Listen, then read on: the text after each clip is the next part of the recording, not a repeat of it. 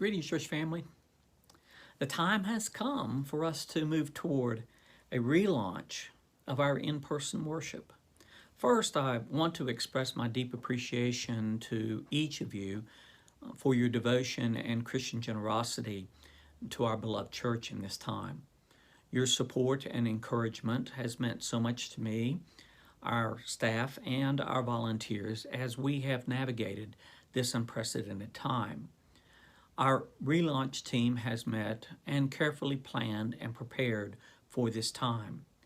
We want you to know that our worship will feel a little different as we continue the practices that have helped us keep safe and well in this time of global pandemic.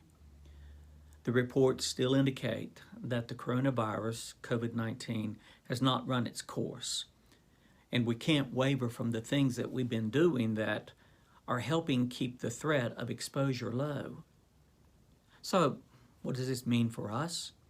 The procedures we've implemented will affect what happens upon our arrival, the time spent in the church building, and departure once the worship time concludes. There are several things that we will all need to do. When we arrive, greeters will meet us at the designated entryways. 2 doors are the only designated entryways. Those doors are the alleyway entry between the 2 buildings of our campus and the Center Street Park Avenue entry. Upon entering, greeters will make sure that we're wearing a mask. If a mask is not available to you, one will be provided. These were made by our own TLC ministry group, and we appreciate their generosity. Please understand that a mask is mandatory. It is mandatory to enter the building. We must also wear it while inside the building. The mask is for our protection and protection of others, and wearing one is a matter of fairness and love to everyone else. Hand sanitizer will be located on a table for your use. If you have your own or have saved some for Sunday, please apply it as you enter the building. Again, a greeter will be present to assist you, if needed, with hand sanitizer. Once you enter the sanctuary, an usher will be available to direct you to a seat. We ask for your understanding and cooperation as the seating layout allows for the necessary 6-foot distancing. Families will be seated together, and the layout may need to be adjusted as we proceed in the Sundays to come. 4 pews will be reserved for families of 6 to 7 people in the same household on the main floor. Our plan at this point is to utilize the main floor and the overflow area. If additional space is needed, then a few people will be seated in the balcony. Otherwise, that area will not be available for seating. It will be appreciated if you refrain from physical contact with someone outside your household or family.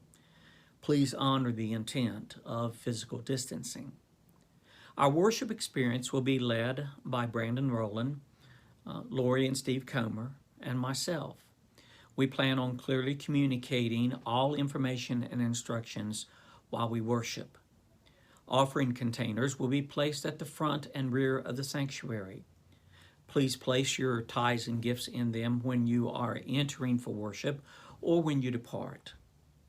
At the conclusion of the service, I will ask that you be seated again, and will dismiss each one in an orderly way so that we do not unintentionally encroach on the safe distancing space of another person. Once you've left the sanctuary, exit the building immediately. If you want to greet each other, please do so after you're outside the building. This is a very difficult time for all of us, but I am confident that we can rise to the occasion. We can be the example that others follow.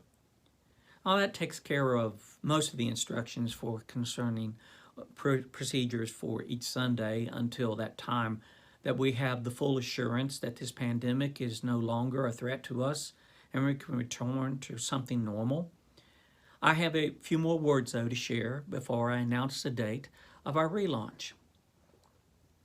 If, and again I say if, we follow the guidelines recommended for safe practices. Everyone should feel secure in venturing out, even for worship. If we continue safe practices like hand washing, using hand sanitizer, social distancing, and the wearing of masks, we're doing our part to help slow the spread of the virus.